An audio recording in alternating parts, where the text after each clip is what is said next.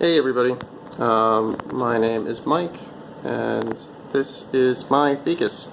Thecus W200 that I upgraded the RAM beyond the manufacturer's and Intel's specification of a maximum 4 gigabytes. This is not possible with all RAM.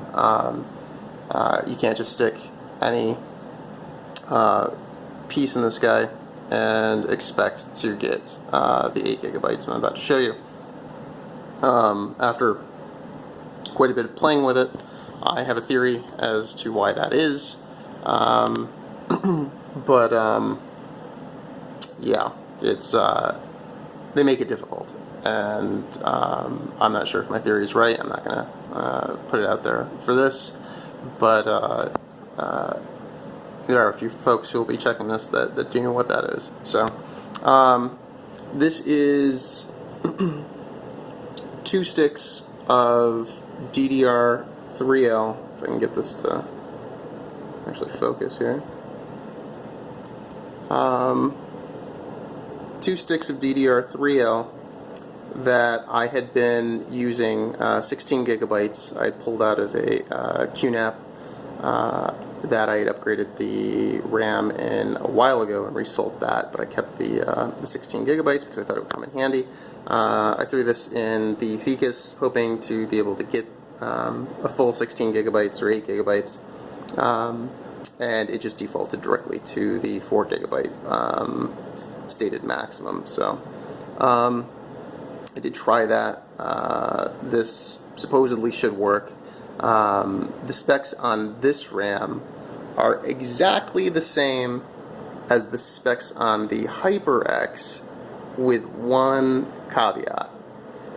The HyperX can jump up to I think 1.65 volts, and the short of my theory is I'm wondering if that 1.65 volts, that ability is maybe what is driving the system to recognize the 8 gigabytes.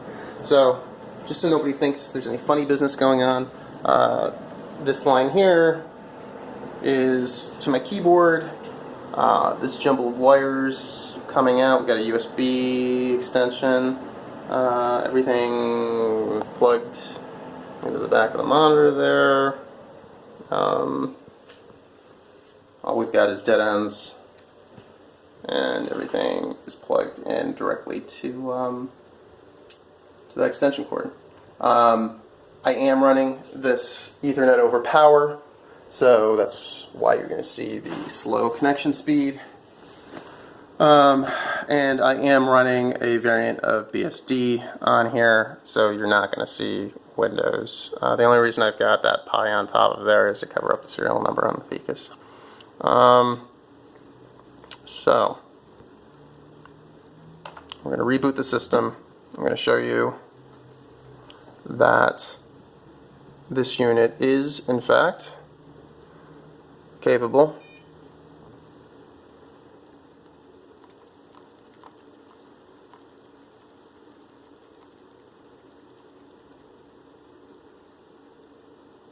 oh, stupid thing. Well, I'm going to show you first off, just because that's where it wants to go, I'm going to show you that the system is recognizing the RAM. Tried to use the wireless keyboard and it doesn't want to detect it on startup. So anybody who's interested, this is a variant of BSD for NAS called ZFW, which also happens to be a file, or ZFS, I'm sorry, which also happens to be a file format, advanced file format. It's a nice, simple layout, easy to use. It does take a lot of RAM, actually. I think, much like Freenas, this system, the minimum RAM is 8 gigabytes. gigabytes. So let's go over to the Linux system we got running here, and I'll pull up the ZFS, and I already have this page open, so I'm going to refresh this so nobody thinks I'm doing anything crazy. Okay, so what we have is, for some reason this is recognizing the D2701 atom as a quad core. I'm imagining that that's just hyper-threading, I would think, but who knows, maybe there's two unlocked cores, or two lockdown cores in there. We've got the 8 gigabytes of physical RAM showing in the system. We've got the 3 normal hard drives. It considers the SSD, the internal SSD with the operating system on it, to be a hard drive. And as I was stating before, I'm running this with power over Ethernet, so it's only showing 100 megabit connection, which is actually surprisingly fast for power over Ethernet. Yeah, so that's ZFS running on my Thecus with 8 gigabytes of RAM and showing that. So I'm going to restart the system, and I'm going to show you that this is also getting recognized, obviously, by the BIOS.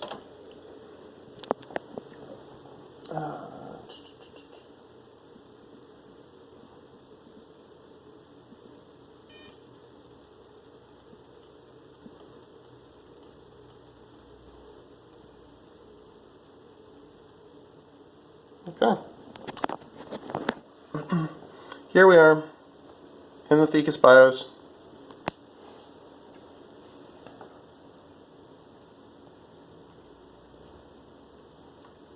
Go down to system information, and sure enough, we have total memory, 8 gigabytes, 4 on each slot, 0 and 1.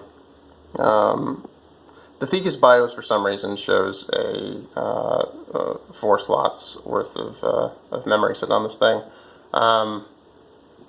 No idea why. It must be, this BIOS rendition must get used for another system as well. Unless there's, maybe on the back side of the board, there's something I missed. And yeah, so there we go. An Intel Atom CPU D2701 running at 2.13 gigahertz. System memory speed 1066 with a total memory of 8 gigabytes. So hopefully that helps some folks out. Remember, it's this RAM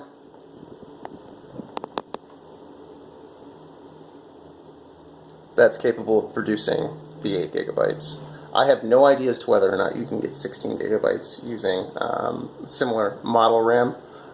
My guess is that performance RAM is what makes the difference. So any DDR3L, this is a guess, any DDR3L that can jump voltage beyond the standard 1.5 will produce, I think, 8 gigabytes.